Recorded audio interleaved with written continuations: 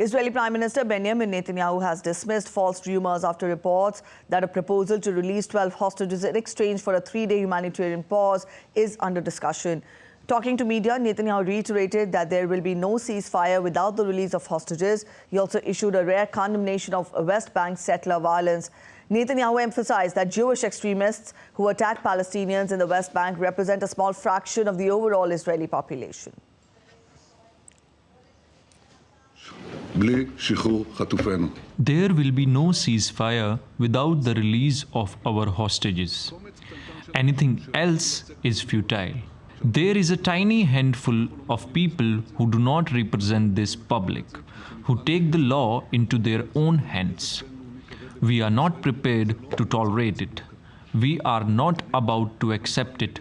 We will act against it in every way. This causes serious international damage to the state of Israel, and it does not represent the public. I condemn it, and we will act against it. And I know I represent all the people sitting here, the heads of the settlements in Judea and Samaria, and the people who settle in Judea and Samaria. Thank you very much. All right, we've been joined in by our correspondent Amrit Pal Singh from Tel Aviv. Amrit, good morning.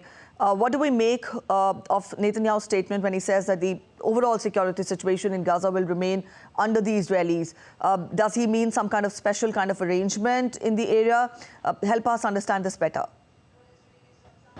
Well, when Netanyahu says that he will, the overall security situation post-Hamas will remain with the Israelis, he means that Israel will have its boots on the ground. Remember, post-2005, after September 2005, the then Israeli Prime Minister Ariel Sharon agreed to moving the Jewish settlements, 21 Jewish settlements out of Gaza.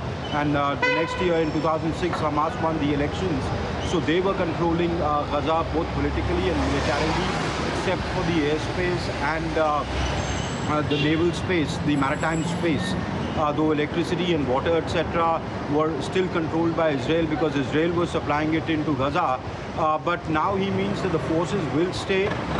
Probably there will be some kind of an arrangement where the Palestinians, basically the Al-Fatah, could be given the political responsibility in a limited sense. But Al-Fatah is not amenable to that right now, at least.